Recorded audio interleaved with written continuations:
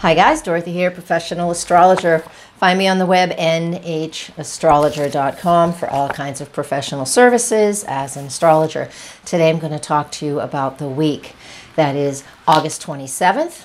And that Monday we have Mars stationing to move direct. What does that mean? He's been retrograde for 2 months now, since June, and now he is ready to put on the table everything that he has been bringing up, digging up, and helping us to get insight about over the last couple of months. Has this been frustrating for many people? Absolutely. Especially while Mercury was retrograde as well, because when we're doing a lot of internal work and looking at what's going on inside, and the world around us is kind of like putting stuff, giving us stuff that is all creating this insight, so we can look and say, well, does this work for me anymore? And does this work for me anymore? All of these things is what's going on with the planets when they're retrograde. And when they do finally get moving forward, Mars is only retrograde once every 2 years, and Mars is all about action. He's very action oriented. So when he's retrograde, it is about internal orienting, doing work that is internal, healing, helping. And so now, once Mars gets moving forward, he's not even going to move 1 degree. It's going to take him until September 9th to even get 1 degree ahead, right, from where he is stationing at that end of Capricorn. So that means we can take our time. Don't feel frustrated. If you're feeling frustrated, stop what you're doing. Do something else that's easier and that makes you happy. You cannot push. None of us can. We cannot push through things that aren't working, right? And so while Mars is stationing, this sometimes, not always, but sometimes is how we feel. We feel frustrated because we're not able to make things happen. So stop pushing against the tide. Stop pushing. It's like trying to push a mountain over. We just cannot do it. So give yourself a little leeway, give yourself a little room, especially Monday. That day will feel incredibly frustrating for some people. But one of the blessings of Monday as well is the moon's in Pisces, conjunct Neptune. And they all make this it's trine to Jupiter in Scorpio.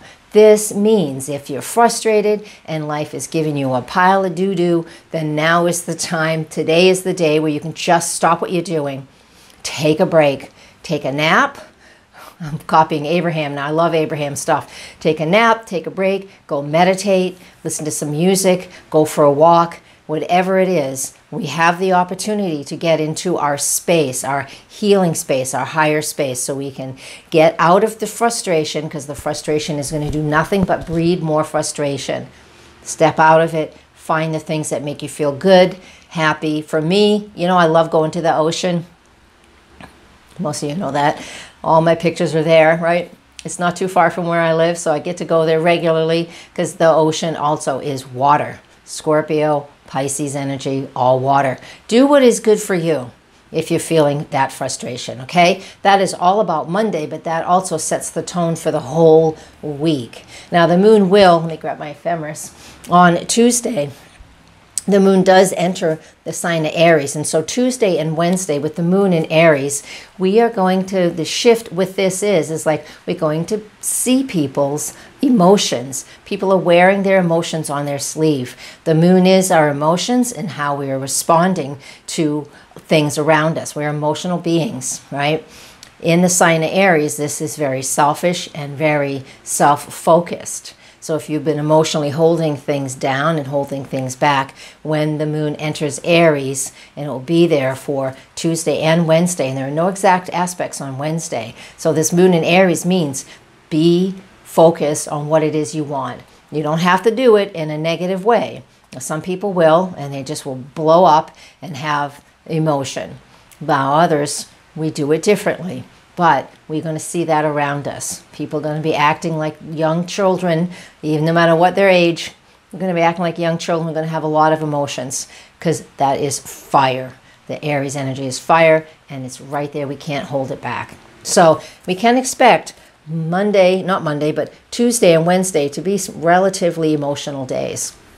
It doesn't have to be that for you. It can be all around you, and you can still hold your center and be okay with it. All right? Remember, we have that option. Moving on to Thursday. Now on Thursday, the moon's still in the sign of Aries, but in Aries, he is making aspects to Capricorn planets. On Thursday, he's making a square to Pluto.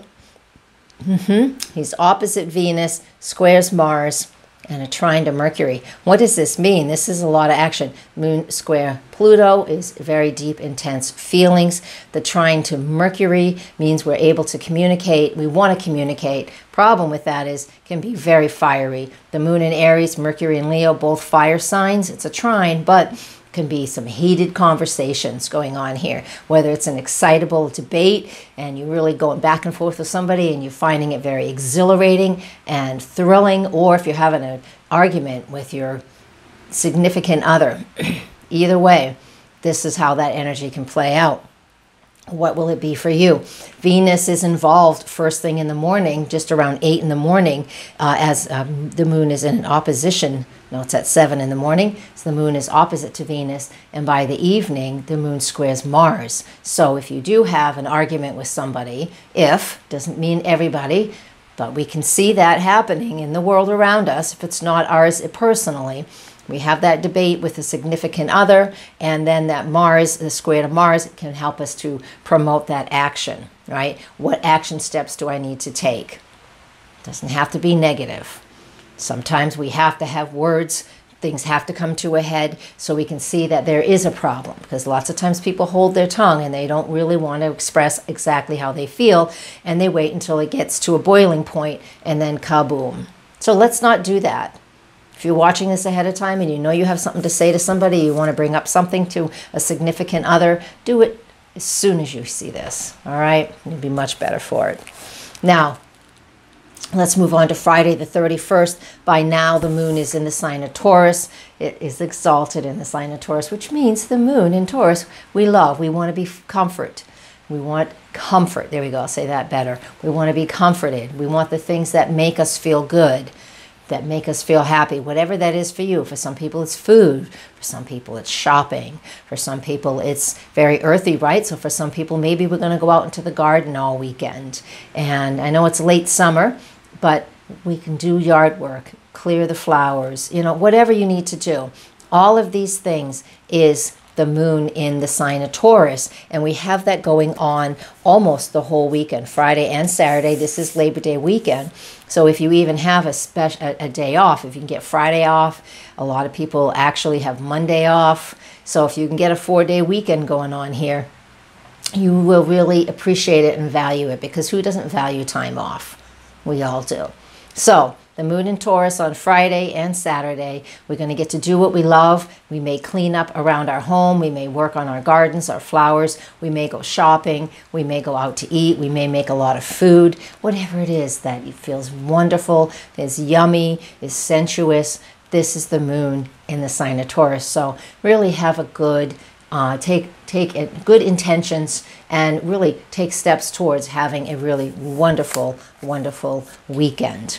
On Sunday, the moon will enter the sign of Gemini, and when the moon's in Gemini, that could promote a lot of travel, maybe traveling home. It will be in Gemini Sunday and Monday. Monday comes in next week's forecast, but in the meantime, a lot of communicating, gathering of family, gathering of friends, because Gemini is all about connecting with our neighbors, our siblings, our close relatives.